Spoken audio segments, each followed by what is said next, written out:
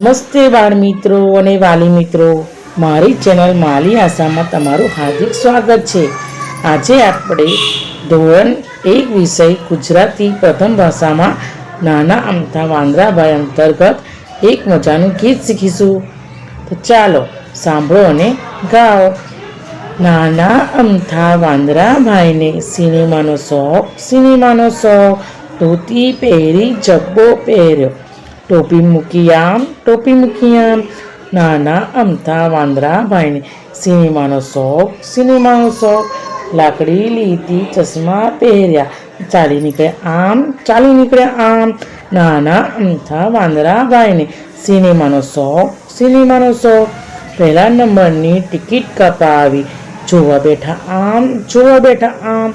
નાના અમથા વાંદરાભાઈને સિનેમાનો શોખ, સિનેમામાં થયો ધડાકો, ગભરાઈ ગયા આમ. નાના અમથા વાંદરાભાઈને સિનેમાનો શોખ, ચંપલ ફેંક્યા, ચશ્મા ફેંક્યા, ટોપી ફેંકી આમ.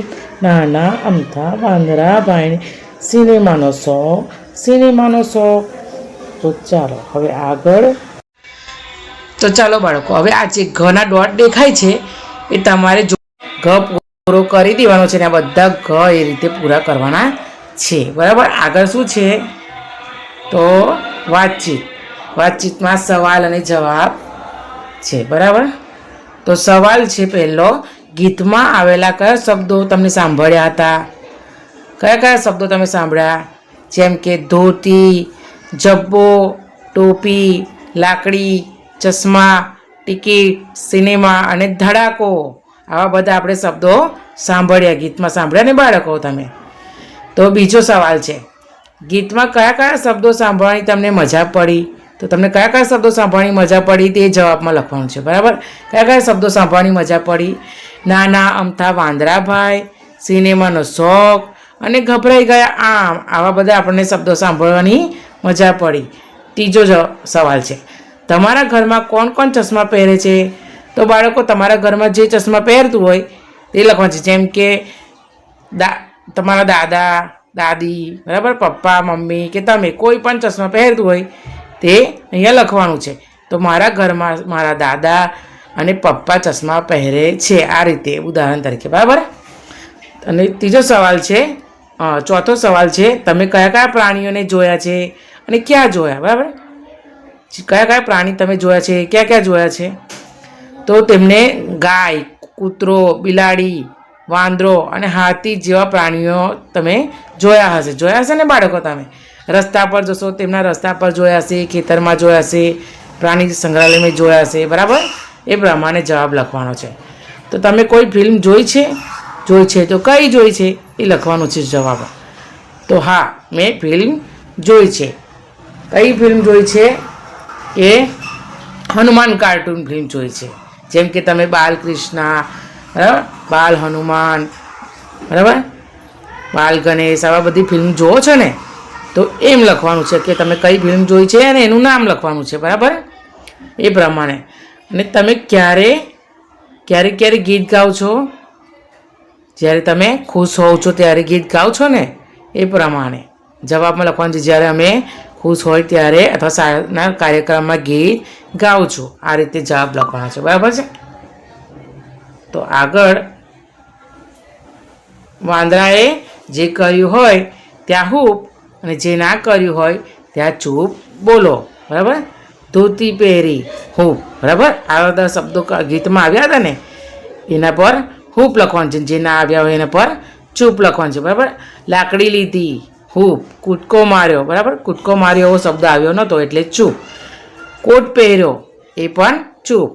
ટોપી ફેંકી, હૂપ. બરાબર. ટોપી ફેંકી એવો શબ્દ આવ્યો હતો ને એ.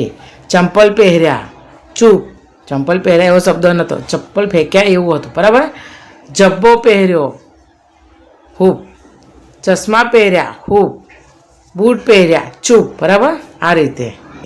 આગળ, ગીતમાં શબ્દ આવ્યો હોય તો વર્તુળ લીલા કલરનું કરો અને ન આવ્યો હોય તો લાલ કલરનું કરવાનું છે. બરાબર. તો કયા શબ્દો આવ્યા છે? જે આવ્યા હોય એના પર લીલું કરવાનું છે અને જે ના આવ્યા હોય એના પર લાલ કલરનું વર્તુળ કરવાનું છે, બરાબર છે. તો ના ના આ શબ્દ આવ્યો હતો ને એના પર લીલો કલર કરો. અને મોજા ના આવ્યો હોય તો લાલ કલર. થેલો આ પણ શબ્દ આવ્યો નથી એટલે લાલ કલર. ધોતી આ ધોતી, બરાબર, ધોતી પહેરી એવો શબ્દ આવ્યો હતો ને એટલે લીલો. લાકડું લાકડું શબ્દ નથી આવ્યો, બરાબર, લાકડી લીધી એવું હતું, લાકડી હતી એટલે લાલ કલર કરવાનો વર્તુળ, બરાબર. અને ચશ્મા પહેરાવ્યું ને એટલે લીલો કલર. જબ્બો લીલો કલર, બરાબર. ચંપલ પછી શું છે ભડાકો, આ બધા લીલો કલર કરે છે, બરાબર. આ રીતે પછી આગળ છે આ ચિત્રમાં શું તફાવત છે ચલો જુઓ બાળકો. શું તફાવત છે અહીંયા જુઓ છો તમે વાંદરાને, બરાબર, ચિત્ર જુઓ અને શું તફાવત છે એ કહો, બરાબર. તો આમાં શું જો લાકડી દેખાય છે, વાંદરાએ જે લાકડી પકડી છે તે એમાં આ સાઈડ બીજા ફોટામાં લાકડી નાની છે, બરાબર. એ તફાવત છે. આમાં લાકડી મોટી છે અને આ સાઈડ બીજા ફોટામાં લાકડી નાની છે. પછી ટોપી જુઓ છો, ટોપી આ સાઈડ કઈ છે ગ્રે કલર અને એક કલર, બરાબર, રેડ કલર. આ બાજુ બીજા ફોટામાં આખી રેડ કલર છે. પછી ત્રીજો તફાવત શું છે જુઓ, ચશ્મા પહેર્યા છે ને, જો આ બીજા ફોટામાં ચશ્મા પહેર્યા છે એનો નીચે વાંદરાના મોઢા પર જો પડછાયો દેખાય છે, બરાબર છે. આ સાઈડ દેખાતો નથી, આ રીતે, બરાબર. બીજું શું કંઈ દેખાય છે એ રીતે તમારે આ તફાવતમાં શું શું દેખાય છે શું નહીં એનો તફાવત તમને કહેવાનો છે, બરાબર છે. અને અહીંયા મ છે જુઓ, મ ડોટ છે ને તે મ જોડી દઈને મ આપણે પૂરો કરવાનો છે, બરાબર. આગળ ચલો બાળકો હવે આ જુઓ, વાંદરો કરે તેવા અભિનય કરો. આપણે વાંદરા જુઓ કેવું કરે છે, કેળું ખાય છે, બરાબર, રડે છે કેવું, ને કેવું બધું કરે છે નાટક, તે બધું રમત ગમત જે કરે છે આપણે એ પ્રમાણે આપણે પણ કરીએ છીએ ને, એટલે આપણે કહીએ છીએ ને કે આપણે વાંદરા જેવા અભિનય આપણે કરીને બતાવવાનો છે, બરાબર. હવે આગળ જુઓ, આ ટપકા જોડીને ચિત્ર પૂર્ણ કરો, બરાબર. અને પછી રંગ પૂરવાનો છે. જો આજુબાજુમાં ડોટ દેખાય છે ને એ પ્રમાણે જે મેં ઉદાહરણ તરીકે કર્યું છે એ પ્રમાણે બાળકો તમારે બધું ચિત્ર પણ ડોટ બધા પૂરા કરીને જોડીને ચિત્ર બનાવવાનું છે અને એમાં રંગ પૂરવાનો છે, બરાબર. તો સરસ મજાનું ચિત્ર આ તૈયાર થઈ જશે. જો હાથી, આ બધા ડોટ તમારે જોડવાના છે, બરાબર. પછી શું છે આગળ, નના ડોટ પણ આપણે જોડીને ન પૂરો કરી દેવાનો છે. આ રીતે ન બધા લખી દેવાના છે, બરાબર. તો આગળ વાર્તા સાંભળો અને કહો, બરાબર. તો કેવી છે વાર્તા, વાંદરા અને મગરની વાર્તા તમે સાંભળી હશે ને. કેવી વાંદરાની મગરની વાર્તા કેવી સાંભળી છે તમને ખબર છે ને. બાળ મિત્રો અને વાલી મિત્રો, તમારે આ વાર્તા અને પ્રશ્નોના જવાબ સત્ય જાણવા માટે ચેનલને સબસ્ક્રાઈબ કરજો, જેથી આગળના વિડીયોમાં તમને આ વાર્તા વિશે અને પ્રશ્નોના જવાબ વિશે માહિતી મળશે. અને તમારા દોસ્તોને શેર કરજો જેથી તેમને પણ શીખવા મળે.